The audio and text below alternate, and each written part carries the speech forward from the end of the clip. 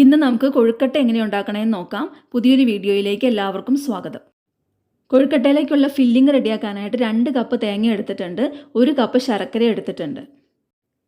തേങ്ങയൊന്ന് വിളയിച്ചെടുക്കണം. അതിനായിട്ട് ഒരു പാനിലോട്ട് 1 കപ്പ് ശർക്കര ആഡ് ചെയ്ത് കൊടുത്തിട്ടുണ്ട്. അതിലോട്ട് 1/2 കപ്പ് വെള്ളം ഒഴിച്ചു കൊടുത്ത് ശർക്കരയൊന്ന് മെൽറ്റ് ചെയ്തെടുക്കണം. ഇപ്പോൾ ശർക്കര മെൽറ്റായി നന്നായിട്ട് തിളച്ച് വന്നിട്ടുണ്ട്. ഈ സമയത്ത് നമ്മൾ എടുത്തു വെച്ച് 2 കപ്പ് തേങ്ങ ശർക്കര പാനിയിലോട്ട് ആഡ് ചെയ്ത് കൊടുക്കണം. ഇനി ഈ തേങ്ങ ശർക്കര പാനിയിൽ കിടന്ന് വെള്ളമെല്ലാം വറ്റി ശർക്കരയെല്ലാം തേങ്ങയിലോട്ട് പിടിച്ച് കിട്ടണം. അതുവരെ നമുക്കൊന്ന് ഇളക്കി കൊടുക്കാം. ഇപ്പോൾ ശർക്കര പാനിയെല്ലാം നന്നായിട്ട് വറ്റി വന്നിട്ടുണ്ട്. ഈ നേരത്തെ ഒരു 1/4 ടീസ്പൂൺ ജീരകം പൊടിച്ചത്, 1/4 ടീസ്പൂൺ ഏലക്ക പൊടിച്ചത്, 1/4 ടീസ്പൂൺ ചുക്ക് പൊടിച്ചതും കൂടി ചേർത്ത് നന്നായിട്ടൊന്ന് മിക്സ് ചെയ്ത് 2-3 മിനിറ്റും കൂടി ഒന്ന് ഇളക്കി കൊടുക്കാം. ഇപ്പോൾ തേങ്ങ വിളയിച്ചത് റെഡിയായിട്ടുണ്ട്. ഇനി ഇത് ചൂടാറുന്ന നേരം കൊണ്ട് കൊഴുക്കട്ടയ്ക്ക് വേണ്ട മാവ് കുഴച്ചെടുക്കാം. കൊഴുക്കട്ടയ്ക്ക് വേണ്ട മാവ് റെഡിയാക്കാനായിട്ട് 250 ml കപ്പിൽ 1 കപ്പ് അരിപ്പൊടി എടുത്തിട്ടുണ്ട്. ഇനി 250 ml കപ്പിൽ 1/4 കപ്പ് വെള്ളം 1/4 ടീസ്പൂൺ ഉപ്പും ചേർത്ത് തിളയ്ക്കാനായിട്ട് വെച്ചിട്ടുണ്ട്.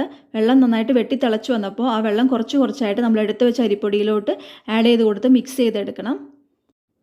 മിക്സ് ചെയ്ത് വന്നപ്പോൾ കുറച്ച് വെള്ളത്തിൻ്റെ കുറവുണ്ട്. അപ്പോൾ 2-3 ടേബിൾ സ്പൂൺ വെള്ളം കൂടി തിളപ്പിച്ചെടുത്തിട്ട് അരിപ്പൊടിയിലോട്ട് ആഡ് ചെയ്ത് കൊടുത്ത് മിക്സ് ചെയ്തെടുത്തിട്ടുണ്ട്.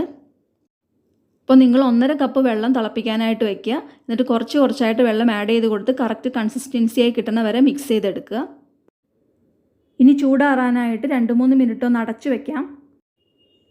കൈകൊണ്ട് തൊടാൻ പറ്റുന്ന ചൂടാവുമ്പോൾ അതിലോട്ട് 1 ടീസ്പൂൺ നെയ്യ് ആഡ് ചെയ്ത് കൊടുത്തിട്ട് നന്നായിട്ടൊന്ന് കുഴച്ചെടുക്കണം.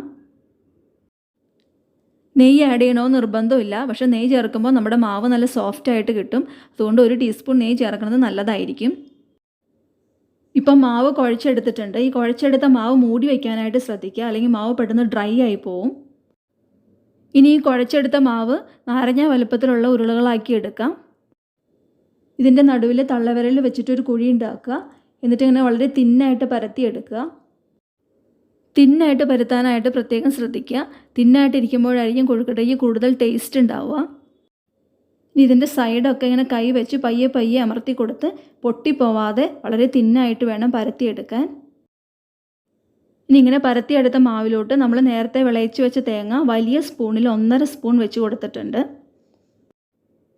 കൂടുതൽ ഫില്ലിങ് വെച്ചാൽ കൂടുതൽ ടേസ്റ്റ് ഉണ്ടാവും. പക്ഷെ നമ്മൾ ഈ മാവ് ഉരുട്ടിയെടുക്കുമ്പോൾ പൊട്ടിപ്പോവാത്ത രീതിയിൽ വേണം ഫില്ലിങ് വെക്കാനായിട്ട്. ഇപ്പോൾ ഫില്ലിങ് വെച്ച് കൊടുത്തിട്ടുണ്ട്. ഇനി ഇതുപോലെ പൊട്ടിപ്പോവാത്ത രീതിയിൽ പതുക്കെ ഇത് അടച്ചു കൊടുക്കണം. ഇനി ഇത് ക്രാക്സ് ഒന്നുമില്ലാതെ ചെറിയൊരു ബോൾ പോലെ ഉരുട്ടിയെടുക്കണം.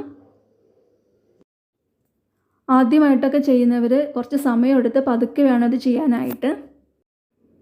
ക്രാക്സ് വന്നാൽ പിന്നീട് നമ്മളത് വേവിച്ചെടുക്കുമ്പോൾ അതിൻ്റെ ഉള്ളിൽ നിന്നെല്ലാം വെള്ളം ഇറങ്ങി വരും. അപ്പോൾ ഇതുപോലെ വളരെ സാവധാനത്തിൽ ഉരുട്ടിയെടുക്കുക. കയ്യിൽ ഒട്ടിപ്പിടിക്കാതിരിക്കാനായിട്ട് കയ്യിൽ ഇച്ചിരി നെയ്യൊക്കെ പുരട്ടി കൊടുക്കാം. ഇപ്പോൾ ഇവിടെ ഇത് നന്നായിട്ട് ഉരുട്ടിയെടുത്തിട്ടുണ്ട്. ഇതുപോലെ ബാക്കി എല്ലാ കൊഴുക്കട്ടയും റെഡിയാക്കി എടുത്തിട്ടുണ്ട്. ഇനി മധുരം ഇഷ്ടമില്ലാത്തവരാണെങ്കിൽ വേറൊരു രീതിയിൽ നമുക്ക് ഉണ്ടാക്കി നോക്കാം. അതിനായിട്ടൊരു ബൗളിലോട്ട് കുറച്ച് തേങ്ങ എടുത്തിട്ടുണ്ട്. അതിലോട്ട് 1 നുള്ളു ഉപ്പ് ആഡ് ചെയ്ത് കൊടുത്തു.